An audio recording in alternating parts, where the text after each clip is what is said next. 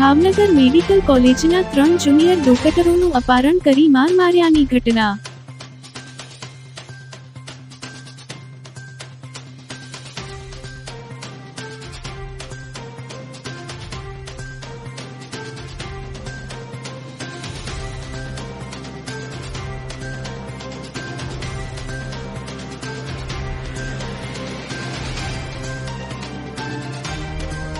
Secretary medical student association medical college Bhavnagar.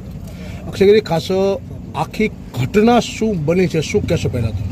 આ ખૂબ જ નિંદનીય અને ખૂબ જ ગંભીર ઘટના છે। મને પણ જ્યારે પહેલી વખત જાણવા મળી તો મને પણ ખૂબ જ રડવું આવ્યું હતું। આ કોઈ મેડિકલ ફિલ્ડની અંદર રહેલો વ્યક્તિ કે જે મેડિકલ ફિલ્ડના વ્યક્તિને તે આ રીતે હેરાન કરે છે, મારામારી કરે છે, એની સાથે રેગિંગ કરે છે, એમની પાસેથી માંગણી કરે છે રૂપિયાની, મારામારી કરે છે, એમને એના મમ્મી પપ્પાને મારી નાખવાની ધમકીઓ આપે છે।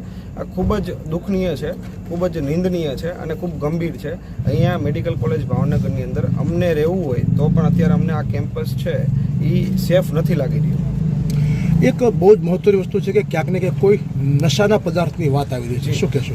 આ ઘટના જો તમને જણાવવામાં આવે તો આ ઘટના 6 તારીખના રોજ 10:30 પછીની ઘટના છે અને આ ઘટના દરમિયાન 7 મેડિકલ કોલેજના જે ભૂતપૂર્વ વિદ્યાર્થીઓ અથવા તો તેમની બેચની સાથે સંકળાયેલા વિદ્યાર્થીઓ આ ઘટનાની સાથે સંકળાયેલા છે અને 2 એવા લોકો છે કે જે તે મેડિકો જેમની સાથે આરોપીઓની સાથે જે સંબંધ ધરાવતા હોય એવા લોકો હતા અને આ લોકો દ્વારા આ વિદ્યાર્થીઓને ખૂબ જ મારામારી કરવામાં આવી છે, ખૂબ જ એમને હેરાન કરવામાં આવ્યા છે, એમની સાથે ખૂબ જ ખરાબ પ્રકારનું વર્તન કરવામાં આવ્યું છે, એમને રેગિંગ લેવામાં આવેલું છે એમના દ્વારા અને આ સંપૂર્ણ ઘટના દરમિયાન આ લોકો દ્વારા સંપૂર્ણ રીતે આમ નશાયુક્ત પદાર્થો એટલે કે એમના દ્વારા જ કહેવામાં આવ્યું હતું કે આ ગાંજો છે, બરાબર, એટલે ગાંજાનું સેવન કરી રહ્યા હતા।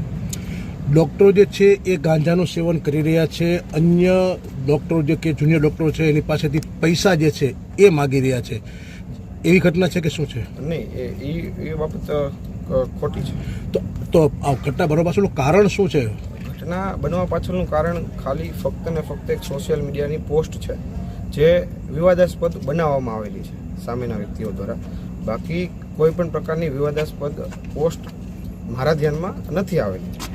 આની અંદર મારામારી સિવાય કોઈ દુષ્કર્મ કે એવી કોઈ ઘટના કોઈ? અને એ તદ્દન ખોટી બાબત છે।